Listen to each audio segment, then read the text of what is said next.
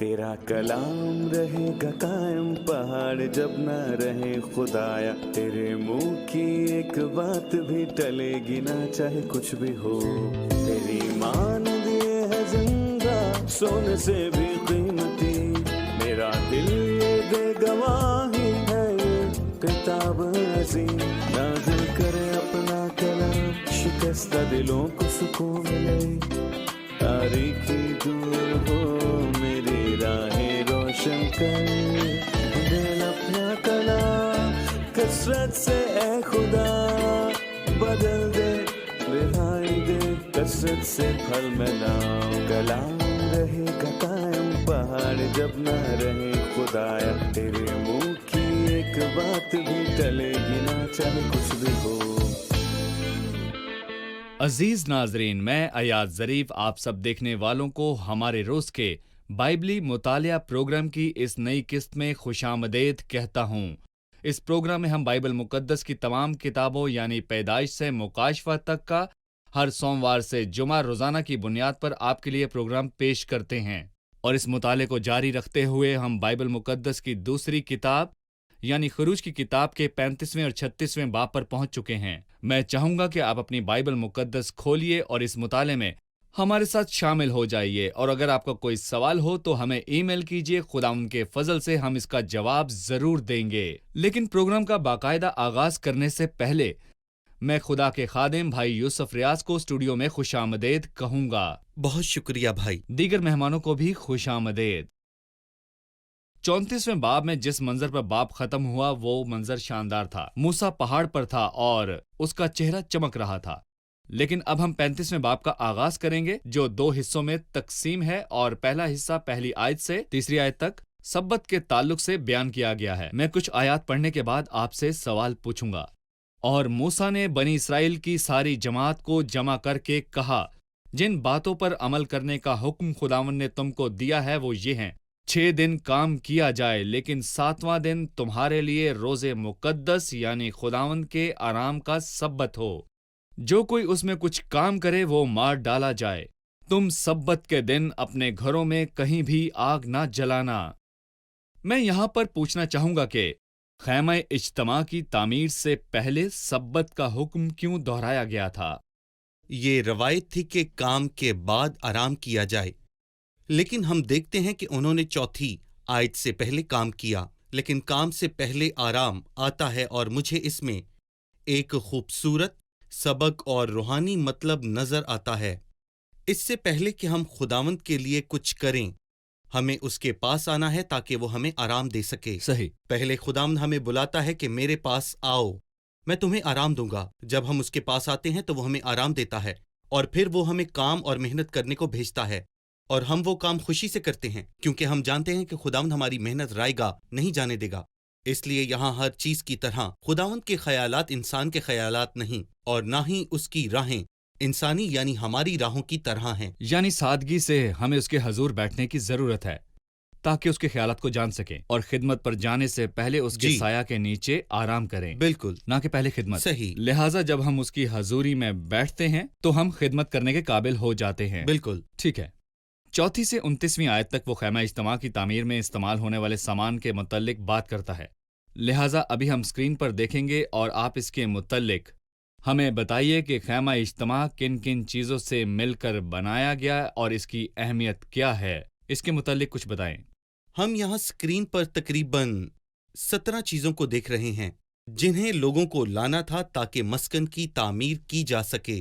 पहले सोना है जो इलाही रास्तबाजी को जाहिर करता है, और मुकाशफा के 3 बाब में मैं तुझे सलाह देता हूं कि तू मुझसे आग में तपा हुआ सोना खरीद ले। ये इलाही रास्तबाजी का अक्स है। खालिस सोना खुदा के जलाल का अक्स है। और यहाँ पर चांदी रिहाई को जाहिर करती है, जो कि पतरस के पहले खत से वाज़ेह है। तुम्हारी खलासी फानी चीजों यानी सोने चांदी के जरिए से नहीं हुई। और यहाँ पर पीतल गुनाह के ताल्लुक से खुदा की अदालत को जाहिर करता है, इसलिए कुर्बानगाह पीतल की बनाई गई थी। और मुकाशफा की किताब में मसीह की टांगों को पीतल से तशबीह दी गई है। इसके बाद 4 खूबसूरत रंग हैं जो आसमानी खुदा के बारे में बात करते हैं। अर्गवानी जो कि बादशाहों का रंग है जो वो पहनते हैं, ये बादशाहों के बादशाह मसीह का अक्स है और सुर्ख खून का रंग है जो मसीह के हमारे लिए बहाए खून के बारे में है। महीन कतान मसीह की पाक जिंदगी है। महीन कतान का मतलब खालिस कतान है और इसके अलावा और भी चीजें हैं, बकरियों की पश्म जिससे गलाफ बनाए गए जो मसीह को बतौर नबी जाहिर करते हैं। मेंढों की रंगी हुई खालें मसीह की खसूसियत और मौत तक फरमाबरदारी के बारे में बताती हैं। तख्स की गई खालें हमें मसीह की दुनिया से अलहदगी के बारे में बताती हैं और दुनिया की हमारे खुदावंद यीशु अल मसीह की तहकीर के बारे में भी बताती हैं, क्योंकि वो कीकर की लकड़ी जो कि खराब नहीं होती और हफ्तावी तर्जमे के मुताबिक मसीह की बेगुनाह इंसानियत के ताल्लुक से बताती है, और रोटी भी हमें यीशु अल मसीह के ताल्लुक से बता रही है जो कि उसके पाक मुकाम में उसके लोगों के लिए आसूदगी है। ये वो रोटियां हैं जो नजर की मेज पर रखी जाती थीं, और फिर खुशबुएं हैं जो मसीह की खुशबू है, और ये गोश्त की खुशबू से बिल्कुल फर्क है, यानी पसीने की खुशबू और खुशबुएं ये मसीह की कई एतबार से कामलियत को पेश करती हैं और इनसे मस करने का तेल बनाया गया। और बखूर की खुशबू फिर तेल है जो कि पाकरू की खूबसूरत अलामत है, और आखिर में सुलेमानी पत्थर है और जड़ाओ पत्थर हैं जो कि ईमानदारों की खूबसूरती को जाहिर करते हैं, और जब खुदा का पाक नूर इन पर पड़ता है तो ये पत्थर चमकते हैं। सही। लिहाजा इस फहरिस्त में भाई यूसुफ 35वें बाब की 4 आयत से 29वीं आयत तक इन तमाम चीजों के बारे में बताने के बाद उसने कुछ चीजों का जिक्र किया और हमें इन पर बात करने की जरूरत है। उसने हमें बताया मूसा ने बनी इसराइल की सारी जमात से कहा कि जिस बात का हुक्म खुदावन ने दिया है वो ये है कि तुम अपने पास से खुदावन के लिए हदिया लाया करो। जिस किसी के दिल की खुशी हो वो खुदावन के लिए हदिया लाए, और पूरी जमात ने हदिया पेश किया, बूढ़े और जवान आदमियों ने और खातीन ने भी। लिहाजा सब ने हदिया पेश किया। आप इस हदिया पेश करने को कैसे देखते हैं? पहले मैं ये कहूंगा कि सबसे पहले किसने पेश किया? मेरे ख्याल से पहले खुदा ने पेश किया। वो महज गुलाम थे। उनके पास क्या था? उनके पास कुछ भी नहीं था सिवाय मजदूरी के बदले उनसे मार खाने के, लेकिन खुदा ने उन्हें बहुत कुछ दिया। उसने पैदाइश के 15वें बाब में अब्राहम से वादा किया था कि वो बहुत सारा माल लेकर निकलेंगे, और बिल्कुल ऐसे ही हुआ। जब वो मिस्र से निकले तो वो खाली हाथ ना थे, अगरचे के वो चाहते थे कि वो बगैर किसी चीज के वहां से अकेले ही निकलें, लेकिन जब वो वहां से निकले तो वो बहुत ज्यादा माल लेकर निकले, और उनके पास जो माल था उसमें से खुदा को भी दिया। जैसे कि पहले तवारीख के 29वें बाब में दाऊद कहता है, क्योंकि सब चीजें तेरी तरफ से मिलती हैं और तेरी ही चीजों में से हमने तुझको दिया। और जब हम खुदावंद को कुछ देते हैं, ये सब हमें कौन देता है? ये हमें खुदावंद देता है, और हम उसे वापस देते हैं। बाप को वापस दो जैसे तुम्हें मिला, प्यार करो जैसे तुम्हें प्यार मिला, और मेरे ख्याल से ऐसा करना शानदार होगा। इसलिए पहले उसने दिया और फिर उन्होंने तमाम लोगों को दिया। जी, लेकिन जाहिर है कि कुछ के पास सोना था और सही। कुछ के पास लकड़ी। बिल्कुल। लेकिन क्या जो दिया गया वो सब खुदा की नजर में गिरा कदर था? भाई यूसुफ, मैं चाहूंगा कि इसके मुतालिक आप हमें कुछ बताइए। बिल्कुल। सबके पास कुछ ना कुछ होता है। मसलन आपके पास कीमती पत्थर बेशक ना हो, लेकिन आपके पास लकड़ी और नीला कपड़ा जरूर होगा। सबने बेहतरीन दिया। क्या यही बात खुदावन ने लाजर की बहन से नहीं की थी कि उसने वो किया जो कर सकती है? जब मेरे पास खुदावन के जलाल के लिए कुछ हो और मैं उसे छुपा दूं तो मैं इसके लायक नहीं हूं। इसलिए आपको वो करना है जो आप कर सकते हैं। यहां पर एक बात ने मेरी तवज्जो हासिल की जब वो 24वीं आयत में ये कहता है कि जिसने चांदी या पीतल का हदिया देना चाहा वो वैसा ही हदिया खुदा के लिए लाया, और जिस किसी के पास कीकर की लकड़ी थी वो उसे लाया। उस वक्त कीकर की लकड़ी सच में एक बड़ा तोहफा था, अच्छी लकड़ी थी जिसे वो मिस्र से लाया था। क्या वो उसे खुदावंद के लिए लाया था? यकीनन ये बड़ा एजाज था। जी हाँ, वो उसे अपने कंधों पर लाद कर लाया था। ये वजनी थी क्योंकि कीकर की लकड़ी मोटी होती है, और उसने इसको खुदा के मस्कन यानी खुदा के घर में लगाया, जिसका मतलब उस शख्स ने कुर्बानी दी। लेकिन दर हकीकत ये एक एजाज है, ना कि कुर्बानी, बल्कि ये खुदावंद के नजदीक भी एजाज है। मतलब मेरा ख्याल है कि कुछ सोना जो वो मिस्र से लाए थे जी, उसे बछड़ा बनाने में इस्तेमाल किया गया और बिल्कुल परस्तिश की। सही। लेकिन कुछ सोना है जो मस्कन की तामीर में इस्तेमाल हुआ। शायद ये सोना बछड़ा बनाने के लिए भी इस्तेमाल किया गया हो जी, और अपने दिलों को खुदा से दूर कर लिया, या कुछ ऐसा बनाया जिससे खुदा को जलाल मिला। सही। हमें अपनी जिंदगियों को खुदाउन के लिए वक्फ करना बिल्कुल। चाहिए। कुछ चीजें हैं जो बाहर बनाई गई, जैसा कि कुछ चीजें घर के बाहर बनाई गई और कुछ चीजों को घर के अंदर बनाया गया, और जी। ज्यादातर चीजें औरतों ने बनाई। लिहाजा खुदा के सही। काम में औरतों की खिदमत को आप कैसे देखते हैं? ठीक है, ये बात तवज्जो दिलाती है कि 22वीं आयत में और क्या मर्द क्या औरत सभी आए, और 29वीं आयत में तमाम मर्द और औरतें, लेकिन कुछ ऐसी चीजें हैं जिनमें खवातीन का किरदार नहीं। 25वीं आयत में सिर्फ खवातीन हैं, और वो औरतें बहुत ही होशियार थीं। उन्होंने अपने हाथ से काट काट कर आसमानी अर्गवानी सुर्ख रंग के और महीन कतान के तार लाकर दिए, और ये बहुत ही शानदार बात है कि खवातीन की खुदा के लिए खिदमत भी हैं। और जब मसीह दुनिया में आए तो खवातीन ने एक किरदार अदा किया। लूका के 8वें बाब में लिखा है, कुछ औरतें थीं जो मसीह के पीछे चलती थीं और अपने पैसों से उसकी खिदमत करती थीं।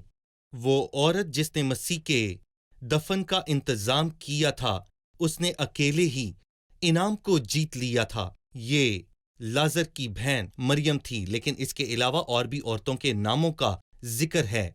मेरा ख्याल है कि मसीह के दिनों में खवातीन का किरदार आला था, और यहाँ भी हम उनके आला किरदार को देखेंगे। उन्होंने मसीह के लिए बहुत सी खिदमत अंजाम दी। शुक्रिया। हम एक छोटे से वक्फे के बाद दोबारा हाजिर होंगे।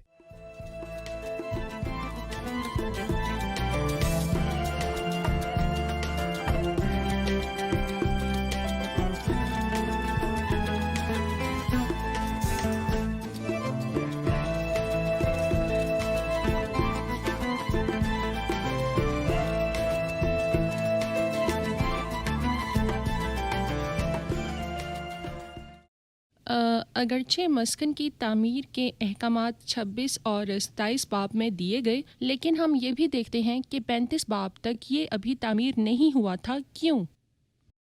जी भाई। 32वें बाब में उन्होंने सोने के बछड़े की परस्तिश की, और इसके नतीजे में मूसा ने उन 2 लोहों को तोड़ दिया था, और फिर उसने सोने के बछड़े को भी तोड़ दिया, और 3000 लोग मारे गए थे। और इसके बाद वो 40 दिन के लिए पहाड़ पर चला गया और हदायत लेकर नीचे आया। इन सब बातों में बहुत वक्त लग गया, लेकिन जब उन्होंने काम शुरू किया तो हम 40वें बाब में पढ़ते हैं कि खुदावंद ने मूसा से कहा कि तू पहले महीने की पहली तारीख को खैमा इज्तिमा के मस्कन को खड़ा कर देना, यानी खैमा इज्तिमा दूसरे साल के पहले महीने की पहली तारीख को खड़ा किया गया। और हम जानते हैं कि बनी इस्राएल पहले महीने को मिस्र से निकले थे, पहले साल में, यानी खरूज और खैमा तकरीबन इज्तिमा के एक साल खड़े का होने के है। दरमियान 1 साल का वक्फा है। खरूज से लेकर खैमा इज्तिमा के कायम तक 1 साल, लेकिन कुछ वक्त जाया हुआ, वजह बुतपरस्ती थी। सही। इसके बाद 35वें बाब के दूसरे हिस्से की 30वीं आयत के आखिर में बजलीएल उरी बिन हूर के खैमे को तामीर करने के किरदार के ताल्लुक से बयान करता है। आप मुझे इनके ताल्लुक से कुछ बताइए कि बाइबल क्या कहती है। और फिर 30वीं आयत में खुदावन ने बजलीएल को बुलाया, और 31वीं आयत में उसने उसे हिकमत, फहम, दानिश और हर तरह की सन्नत से रूह अल्लाह से मामूर किया। 2 बातें अहम हैं, जो खिदमत करे उसके पास बुलाहट हो और खुदा के रूह से मामूर हो। खुदावंद की तरफ से बगैर बुलाहट के मैं उसके जलाल के लिए कुछ भी नहीं कर सकता। खुदावंद के रूह की ताकत और उसके रूह की मामूरी के बगैर काम नहीं चलेगा। ये काम आसमानी काम है, इसके लिए मुझे इलाही बुलावे के इंतजार की जरूरत है, और इलाही कुव्वत और खुदा के रूह की कुव्वत और हिकमत की भी। और खुदा ने ना सिर्फ उसे कुव्वत दी, बल्कि खुदा ने उसे हिकमत भी दी, और ना सिर्फ उसे ये दिया बल्कि उसे इल्म भी अता किया। दर हकीकत ये काम को मुकम्मल करने के लिए काफी नहीं है। 34वीं आयत में लिखा है, हुनर सीखने की काबिलियत बख्शी है और दिलों में हिकमत भर दी है, यानी उसने दूसरों को सिखाने की काबिलियत बख्शी है। आप कोई काम बहुत अच्छे से कर सकते हैं, लेकिन दूसरों को सिखा नहीं सकते। लेकिन खुदावन ने उन्हें ना सिर्फ काम करने की अहलियत बख्शी, बल्कि उन्हें सिखाने के काबिल भी बनाया। ये काम 2 लोग नहीं कर सकते, इसलिए खुदा के सब लोगों को हिस्सा डालने की जरूरत है, क्योंकि जब सब लोग मिलकर काम करेंगे तो खुदा का काम बहुत आसानी से हो जाएगा और सब बरकत पाएंगे। कुछ दुआ करते हैं, कुछ हदिया डालते हैं और कुछ मदद करके खुदा का काम करते हैं, लेकिन हर सच्चा ईमानदार जिसे रिहाई मिली है अपनी सलाहियतों को और अपनी कुव्वत को खुदा के काम के लिए इस्तेमाल करे। सही। 36वें बाब में पहली आयत से 7वीं आयत तक सामान को इकट्ठा किया गया। 7वीं आयत में वो कहता है जो सामान उसके पास पहुंच चुका था वो सारे काम को तैयार करने के लिए ना फक्त काफी बल्कि ज्यादा था। उनको किसी चीज की कमी ना थी, क्योंकि सामान काफी था ताकि खुदा का काम मुकम्मल किया जा सके। भाई यूसुफ 8वीं आयत से आप खैमा इज्तिमा के ताल्लुक से हमें बताएं। जैसा कि 8वीं आयत में खैमा इज्तिमा के कुछ हिस्से बनाए गए थे, लिहाजा आप इसके मुतल्लिक हमें तफसीलन बयान कीजिए कि उन सब को खैमा इज्तिमा में बनाने का मकसद क्या था। वो गलाफ से आगाज करता है जो कि मस्कन के तख्तों पर लिपटा हुआ था। ये हैरान कुन बात है। वो सीधे खड़े तख्तों पर बात करने से पहले गलाफ की बात करता है, क्योंकि यहाँ पर गलाफ मसीह के जलाल को जाहिर करता है, जबकि सीधे तख्ते हमें पेंतिकोस के रोज से ईमानदारों के बारे में बताते हैं कि मसीह रूहुल कुद्स के नीचे आने से पहले आसमान पर चला गया। इसलिए गलाफ के ताल्लुक से हम यहाँ पर बड़े वाज़ेह अल्फाज में पढ़ते हैं, जो कि 10 पर्दों पर मुश्तमिल है और जिन्हें खूबसूरत पर्दे कहते हैं। ये 4 रंगों से बने हैं, महीन कतान, नीला, अर्गवानी और सुर्ख, जिन पर बहुत खूबसूरत कढ़ाई का काम किया गया। जैसा कि हमने देखा कि 4 रंग मसीह के बारे में बताते हैं, जो कि चारों अनाजील में मौजूद है, जिसका मतलब है कि मसीह जैसा अंदर से है वैसे ही वो बाहर से है, कोई फर्क नहीं। सही। ये 10 पर्दे 5 और 5 50 हाथ थे, और इन 5 और 5 के 50 तकमे थे, और 50 तकमे और 50 सोने की खिड़कियां उसके गिर्द थीं, सही। ताकि मस्कन एक हो जाए। ये और हमें याद सोने की दिलाता है। घंटियां 2 हिस्सों को जोड़ने के बिल्कुल। लिए। सही। इसके बाद मस्कन मिलकर एक हो गया, जो कि ईमानदारों का अक्स है, जो खुदावंद के रूह में एक बदन है। सही। आपकी बात के दौरान हम खैमे की तस्वीर को दिखाएंगे ताकि जी। हमारे नाजरीन भी इसे वाज़े तौर पर देख सकें। ये ऊपर के गिलाफ हैं। बिल्कुल। पर्दे अंदर की तरफ हैं ताकि जो पाक मुकाम में हैं उनको देख सकें। उसने बकरी के बालों को ऊपर रखवाया ताकि खूबसूरत पर्दों को दिखाया जा सके, और वो यहाँ उन पर नजर आ रहे हैं। ये सफेद बकरियों के बालों के पर्दे हैं। इसके अलावा 2 गिलाफ हैं जो यहाँ पर नजर नहीं आ रहे, लेकिन ये बाइबल मुकद्दस में मौजूद हैं, जो कि मेंढों की रंगीन खालें हैं, और उसके ऊपर तख्त की खालों के गिलाफ हैं। ये 19वीं आयत में भी हैं, जो खूबसूरत थे। यकीनन आपने खूबसूरत पर्दों के बारे में हमें बयान किया, और जैसा कि आपने कहा यह तादाद में 10 थे, 28 हाथ लंबे और 4 हाथ बकरियों चौड़े, के बाल लेकिन 11 बकरी थे। के बाल। गोया इसको बढ़ाया गया, गोया खुदा ने हमारी जिम्मेदारी को पूरा किया, जिसकी नुमाइंदगी 10 करता है, जो कि इस जिम्मेदारी से बहुत ज्यादा बढ़कर है। और जिम्मेदारी क्या है? ये 11 है। सही। इसके बाद मेंढों की रंगी हुई खालें हैं, जैसा कि हमने पहले समझ लिया है। ये हमारे पाक मसीह को जाहिर करती हैं, जो मौत तक वफादार रहा। आखिर में बकरियों की खालें हैं, यानी मसीह को दुनिया से अलग किया गया और उसकी तहकीर की गई, जिसे हम यूहन्ना की अंजील में 1 से ज्यादा मर्तबा पढ़ते हैं। क्या नासरत से कोई अच्छी चीज निकल सकती है? कोई बनी गलील से नहीं आया था, लेकिन दुनिया मसीह के लिए ये नुक्ता नजर रखती है। यानी खैमा इज्तिमा के खिलाफ खूबसूरत पर्दे जलाली मसीह को जाहिर करते हैं, लेकिन जो तख्ते जिन पर पर्दे हैं यानी खैमा इज्तिमा के पर्दे, ये ईमानदारों को जाहिर करते हैं। ईमानदारों को। लिहाजा बाइबल हमें उनके समान, उनके हुज्म के बारे में क्या बताती है? कीकर जो सोने से मढ़ा गया था, जो चांदी के 2 खानों पर खड़ा था, ये तख्ते ईमानदारों को जाहिर करते हैं। ईमानदारों की जमात को, इनमें से हर कोई खुदाम के सामने मजबूती से खड़े हैं। चांदी के 2 खानों पर, ये चांदी के 2 खाने आखिर क्या हैं? चांदी ही क्यों? क्योंकि चांदी रिहाई के ताल्लुक से हमें बड़े वाज़ेह तौर पर बताती है। रिहाई के 2 पहलू हैं, और ये पहलू क्या हैं? वो हमारे गुनाहों के लिए हवाले किया गया और हमें रास ठहराने के लिए जलाया गया। सिर्फ मसीह की मौत ही रिहाई नहीं दिलाती, बल्कि उसका मरना और फिर जी उठना भी। इसलिए यहाँ की करके तख्ते हमारी पुरानी इंसानियत है, जो सोने से मंडी हुई है, जो इलाही रास्तबाजी है, जो कि चांदी के खानों पर खड़े हैं, यानी कफारे और रिहाई पर, मसीह की मौत पर और मसीह की कयामत पर। यानी ये कीकर के तख्ते जिन पर सोना मंडा गया और 2 चांदी के तख्तों पर थे, चांदी के, उनकी तादाद कितनी थी?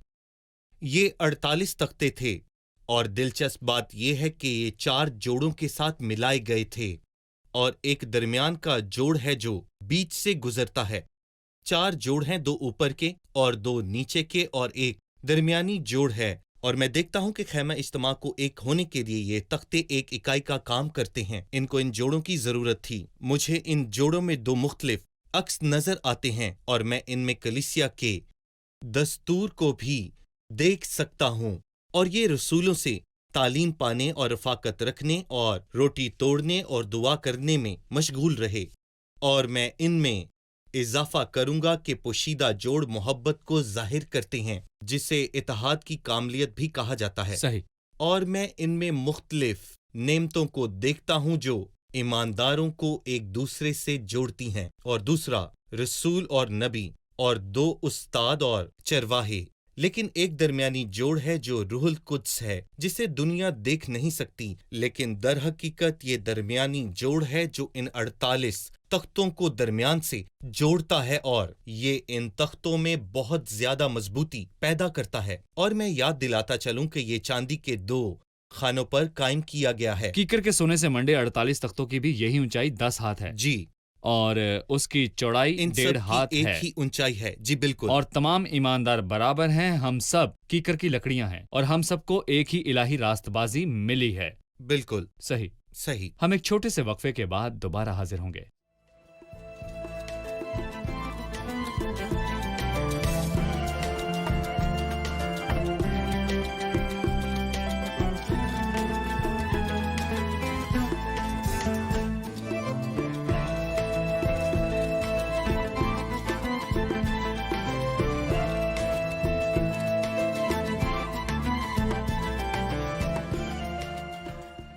پینتیسویں اور 36ویں آیت میں، اور اس نے بیچ کا پردہ آسمانی، ارغوانی اور سرخ رنگ کے کپڑوں اور باریک بٹے ہوئے کتان کا بنایا، جس پر ماہر استاد کے ہاتھ کے کروبی کڑے ہوئے تھے۔ لہٰذا اس نے یہاں پر کروبیوں کا ذکر کیوں کیا؟ جی بھائی۔ ہم دیکھتے ہیں کہ 3 پردے خیمے میں ہیں، اور اگر میں یہ کہوں کہ یہ حقیقت میں 3 دروازے ہیں۔ 35ویں آیت میں اس نے ایک پردہ بنایا، اور 37ویں آیت میں اس نے خیمے کے دروازے کا ایک اور پردہ بنایا۔ اور جب ہم 38ویں باب کی 18ویں آیت تک پہنچتے ہیں تو اس نے صحن کے لیے ایک پردہ اور بنایا۔ ہم دیکھتے ہیں کہ تینوں کے ایک جیسے رنگ ہیں، اور تینوں کا ایک ہی حجم ہے۔ 100 ہاتھ اس نے صحن کے دروازے کے لیے رکھے، 20 بائی 5، اور یہاں 10 بائی 10 اور 10 بائی 10۔ لیکن آپ کے سوال کے مطابق پردوں پر صرف کروبی کڑھے ہوئے تھے، کیونکہ خداوند گناہگاروں کو خوشامدید کہتا ہے، وہ بھی ڈر اور خوف کے بغیر۔ وہ عبادت کرنے والوں کو ڈر اور خوف کے بغیر خوشامدید کہتا ہے۔ یہاں کوئی کروبی نہیں، کوئی عدالت کا فرشتہ نہیں، لیکن پردے کے تعلق سے میں یوں کہوں گا کہ جب مسیح پاک مقام میں داخل ہوا اور ابدی خلاصی کروائی تو یہ الہی عدالت کی تلوار تھی۔ ہم مسیح کی زندگی میں عدالت اور سزا کو دیکھتے ہیں جب وہ صلیب پر تھا۔ اے تلوار تو میرے چرواہے یعنی اس انسان پر جو میرا رفیق ہے بیدار ہو، چرواہوں کو مار۔ اور میں یہ بھی کہوں گا کہ پردے نے خدا کو ہمارے زیادہ نزدیک کر دیا، اور وہ آپ سے کہتا ہے کہ خدا پردے کے پیچھے ہے۔ یقین کریں کہ خدا آپ کے بہت قریب ہے، نہایت قریب۔ وہ آپ کے پاس ہے کہ آپ سوچ بھی نہیں سکتے، لیکن ساتھ ہی وہ آپ کو یہ بتاتا ہے کہ محتاط رہو اور پردے کے قریب نہ جاؤ، زیادہ قریب نہ جاؤ اور اندر بھی نہ جانا، ورنہ تم مارے جاؤ گے۔ گویا وہ آپ کو احساس دلانا چاہتا ہے کہ خدا آپ سے دور تھا اور ہے، لیکن کچھ ہوا۔ آخر کیا ہوا؟ جب مسیح صلیب پر کیلوں سے جڑا تھا تو پردہ اوپر سے نیچے تک پھٹ گیا۔ یوں خدا ہمارے بہت زیادہ قریب آ گیا۔ اس کا کیا مطلب ہے؟ در حقیقت پردہ مسیح کے جسم کے بارے میں بات کرتا صحیح ہے۔ مسیح آیا اور جسم میں ظاہر ہوا، اور خدا ہمارے بہت قریب ہو گیا، اور اس کے ساتھ ہی وہ ہم سے دور چلا گیا۔ آخر کیوں؟ کیونکہ یہ وہ معیار ہے جو خدا قبول کرتا ہے۔ آخر میں اس معیار سے کتنا دور ہوں؟ وہ مسیح میں ظاہر ہوا، لیکن اس نے یہ خوشبودار زندگی خود تک محدود نہ رکھی، بلکہ وہ صلیب پر چڑھ گیا۔ اور مسیح نے کہا، میں تم سے سچ کہتا ہوں، جب تک گیہوں کا دانہ زمین پر گر کر مر نہیں جاتا اکیلا رہتا ہے، لیکن جب مر جاتا ہے تو بہت سا پھل لاتا ہے۔ اس لیے مسیح مر گیا اور خدا کی زندگی ہم میں آ گئی اور ہم اس کے قریب ہو گئے۔ ہم جو پہلے بہت دور تھے، مسیح کے خون کے وسیلے سے قریب آ گئے۔ یعنی مسیح کی موت اور ہیکل کے پردے کے پھٹنے کے درمیان ہم آہنگی تھی۔ جی، یعنی مسیح کی موت کا اظہار کاہنوں اور یہودیوں کے سامنے کیا گیا جب وہ پردہ پھٹنے کے وقت موجود تھے، اور یہی وہ چیز تھی جس نے خدا کو انسان سے چھپا رکھا تھا، اور اسے اجازت نہیں تھی کہ وہ اس کی حضوری میں داخل ہو، اور اب انسان کو خدا کی حضوری میں خوشامدید کیا گیا ہے۔ بالکل صحیح۔ جی۔ اس کے بعد 37ویں آیت میں ہمیں ایک اور قسم کے دروازے کے بارے میں بتایا گیا ہے باب کے آخر تک۔ وہ کہتا ہے، اس نے خیمہ کے دروازے کے لیے ایک پردہ آسمانی، ارغوانی اور سرخ رنگ کے کپڑوں اور باریک بٹے ہوئے کتان کا بنایا۔ وہ بیل بوٹے دار تھا۔ مہربانی سے اس دروازے کے متعلق ہمیں کچھ بتائیے۔ پاک مقام میں داخل ہونے کا راستہ ہے۔ پاک مقام کے لیے اس دروازے سے داخل ہوں گے۔ اسے یہ درمیانی دروازہ کہا جاتا درمیانی دروازہ ہے۔ اس کے پیچھے جو پردہ ہے وہ پاک ترین مقام تک لے جاتا ہے۔ اس سے پہلے صحن میں داخل ہونے کے لیے ایک پردہ ہے جو آپ کو بیرونی صحن کی طرف لے جاتا ہے، اور آپ یہاں پر ایک عجیب بات دیکھیں گے کہ بیرونی صحن کا پردہ 4 ستونوں پر بنایا گیا۔ یہ ہمیں مسیح کے تعلق سے بتاتے ہیں جس طرح مسیح کا ذکر ان 4 اناجیل میں آیا ہے، صحیح۔ جبکہ وہ پردہ جو پاک مقام تک لے جاتا ہے وہ خطوط میں مسیح کے بیابان کے تعلق سے بتاتا ہے جو کہ 5 مصنفین نے لکھے تھے، یعنی پالوس، یوحنا اور یعقوب اور یہودا۔ یعنی یہاں پر 5 ستون ہیں جو ہمیں پاک مقام تک لے آتے ہیں، جبکہ یہاں پر 4 ستون آپ کو بیرونی صحن تک لے جاتے ہیں۔ اس لیے 4 اناجیل جو پوری دنیا کے لیے لکھی گئیں ان کو مسیح کی طرف لاتی ہیں۔ یہ جی، باہر سے بیرونی صحن تک ہے، بالکل۔ جبکہ یہ خطوط مسیح کے وسیلے گہری رفاقت اور علم کے تعلق سے بتاتے ہیں۔ یہ 5 رسول ہیں یا 5 تصانیف ہیں جو مسیح کے بارے میں بتاتی ہیں۔ یاد رکھیں کہ جب آپ ایک بار اس دروازے سے داخل ہو جاتے ہیں، یعنی صحن کے دروازے سے، تو پہلی چیز جو آپ دیکھتے ہیں وہ پیتل کا مذبح ہے بھائی جو اب ہم پہلے ترتیب آپ سے دیکھیں دیکھ گے۔ سکتے ہیں تاکہ بہت ہمارے خوب۔ ناظرین بھی اس کو اچھی طرح سمجھ سکیں۔ ہاں ٹھیک ہے، جو پہلی چیز یا چادر آپ دیکھیں گے وہ بیرونی صحن تک لے جاتی ہے جو دائیں طرف ہے، اور جب آپ اس میں داخل ہو جاتے ہیں اور جو پہلی چیز آپ دیکھیں گے وہ پیتل کا مذبح ہے جو 5x5x3 ہے۔ یہ صلیب کو پیش کرتا ہے کیونکہ قربانی کی آگ جو رات کے وقت اس پر بجھتی نہ تھی اور نہ ہی دن کو، جو کہ مسیح کے کام کا عکس ہے جو مستقل اثر رکھتا ہے، جبکہ وہ پردہ جو پاک مقام تک لے جاتا ہے وہ یہاں پر ہے جو نظر نہیں آ سکتا کیونکہ یہ پاک اور پاکیزہ مقام کو جدا کرتا ہے۔ پاک مقام کا پردہ 5 ستونوں پر ہے جیسا کہ آپ نے بتایا، اور خطوط مسیح کے تعلق سے بتاتے ہیں۔ یہ علم کا ایک اور درجہ ہے جب ہم اس کے ساتھ تعلق میں ٹھیک آگے ہے۔ بڑھتے ہیں۔ 5 مصنفین نے مسیح کے بارے میں لکھا جو ہمیں پاک مقام تک لے جاتا ہے۔ صحیح، شکریہ بھائی، ہم قسط کے اختتام پر پہنچ چکے ہیں۔ در حقیقت یہ بہت ہی بابرکت پروگرام تھا، اگلی قسط میں ہم اس کو جاری رکھیں گے۔ اب مہمانوں سے رائے جانتے ہیں۔ آج کے پروگرام سے آپ نے کیا سیکھا؟ ہم نے دیکھا ہے کہ سونا جو مصر سے لایا گیا تھا، جس کا کچھ حصہ بچڑے کو پیش کیا گیا اور کچھ حصہ خدا کے گھر میں لایا گیا، لہٰذا یہ انتباہ ہے ہمارے توڑوں کے تعلق سے بھی۔ ہم دیکھتے ہیں کہ ہر تختہ چاندی کے 2 خانوں پر ہے۔ چاندی کفارے کو ظاہر کرتی ہے، لیکن اس کے 2 رخ ہیں۔ وہ ہمارے گناہوں کے لیے حوالے کر دیا گیا اور ہم کو راست باز ٹھہرانے کے لیے جلایا گیا۔ مجھے یاد ہے کہ 35 باب میں سبت جو کہ آرام کا دن ہے، خیمہ کو بنانے سے پہلے قائم کیا گیا۔ ہم اس سے سیکھتے ہیں کہ اس سے پہلے کہ ہم خداوند کے کام کو شروع کریں، ہمیں اس کی حضوری میں آرام کی ضرورت ہے۔ شکریہ، خدا آپ کو برکت دے۔ بھائی آپ کا بھی شکریہ۔ خدا آپ کو برکت دے۔ عزیز ناظرین، خیمہ اجتماع جن چیزوں سے بنایا گیا وہ مختلف ہیں۔ اس میں سونا ہے، اسے کیکر کی لکڑی سے بنایا گیا، یہ مختلف ہے۔ اس میں سب نے ہدیہ پیش کیا۔ شاید ہم میں سے کوئی ایسی خدمت کر رہا ہے جس کی سبھی تعریف کرتے ہیں۔ اس کے علاوہ کچھ ہیں جو پوشیدگی میں خدمت کرتے ہیں، اور کچھ تاریک جگہوں پر، کچھ ہیں جو جھکتے ہیں اور خداوند کے آگے آنسوؤں سے اس کے کام اور لوگوں کے لیے چلاتے ہیں۔ اس سے فرق نہیں پڑتا کہ آپ کیا پیش کرتے ہیں، بلکہ آپ کیسے اور کس کو پیش کرتے ہیں۔ فیاضی اور خوشی سے دیے جانے والا ہدیہ خداوند کے نزدیک قدر رکھتا ہے۔ میں آپ سے التماس کرتا ہوں کہ فیصلہ کریں کہ آپ اپنا توڑا اور نعمتوں کو جو خداوند نے آپ کو دی ہیں کیسے استعمال کرتے ہیں۔ اگلے پروگرام میں آپ سے پھر ملاقات ہوگی۔ خدا آپ سب کو برکت دے۔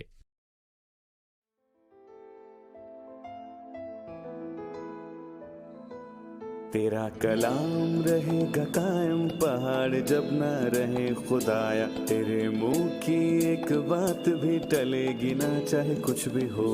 تیری مان دیے ہے زندہ، سونے سے بھی قیمتی، میرا دل یہ دے گواہی ہے، یہ کتاب عظیم نازل کرے اپنا کلام، شکستہ دلوں کو سکون ملے، تاریکی دور ہو میری راہیں روشن کر، دل اپنا کلام کثرت سے اے خدا بدل دے، رہائی دے کثرت سے پھل ملاؤ۔ کلام رہے گا قائم، پہاڑ جب نہ رہے خدایا، تیرے منہ کی ایک بات بھی ٹلے گی نہ چاہے کچھ بھی ہو۔